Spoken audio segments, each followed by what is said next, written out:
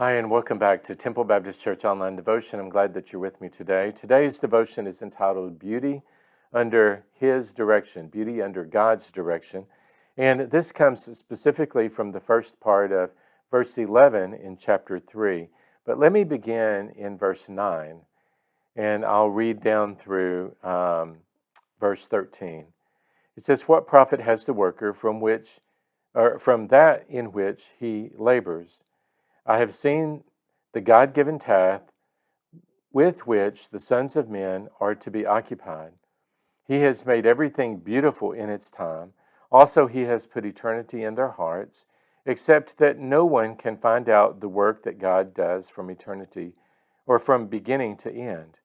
I know that nothing is better for them than to rejoice and to do good in their lives, and also that every man should eat and drink and enjoy the good of all his labor. It is the gift of God."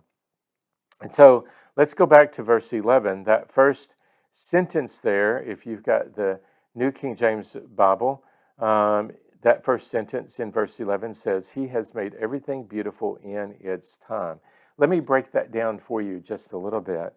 When we look at He, here Solomon is saying Yahweh, God the Creator, the only God, the one who is the great I Am.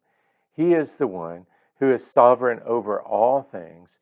And so therefore it is He who has made. What does it mean by has made? That means that according to His own will and by His own determination and by His standard of holiness, He has brought into place the things that He desires for His creation to experience. So Yahweh, according to His own will and determination, and by His own standard of holiness, has made everything. Everything literally means all things. The whole of the universe and all that man experiences over the course of his life, God has made this thing. Now, some of you might ask at this particular point, well, did God make evil? No, God did not make evil. He did not make evil. Evil was brought into the world because of the sin of mankind and because of the sin of the angelic being Lucifer, who rebelled against God. Lucifer had been made to be a perfect person, or not person, but angel, and he had carried out the will of God, but then one day he decided, hey, I want to be like God, and I want to be worshiped like God. And so, therefore, he disobeyed God, and he led Eve and Adam to disobey God as well. And that sin is where evil came from. And so God has made all things good according to His holiness. And these things, it says here, are beautiful in their time. Beautiful here literally means that they are appropriate according to God's specific plan and His will, and thus, because they are appropriate within their time, they are pleasing to Him as sovereign Lord.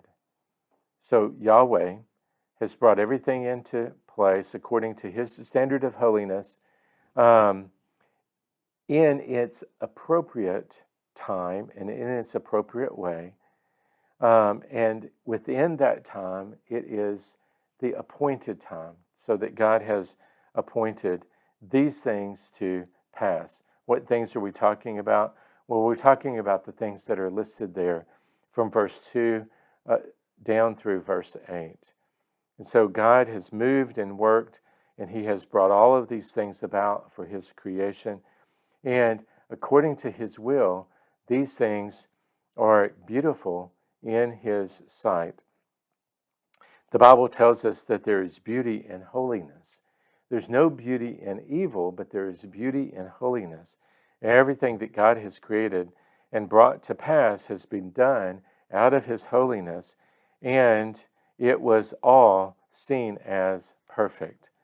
So as we yield ourselves to God, as we are filled with the Holy Spirit, as we walk and live by the power of the Holy Spirit under God's direction and under His lordship, our lives take on His holiness. And as our lives take on His holiness, then our lives as well take on true beauty. I hope that this has blessed you this morning. I trust that you are growing in your relationship with God the Father. If not, then give us a call so that we can help you in that. And if you don't have a church home, come and visit us here at Temple Baptist Church. We meet on Sundays at 8 a.m., 10 a.m., and 6 p.m. God bless you. I hope you return again next time as we continue our study through the book of Ecclesiastes. I'll see you then.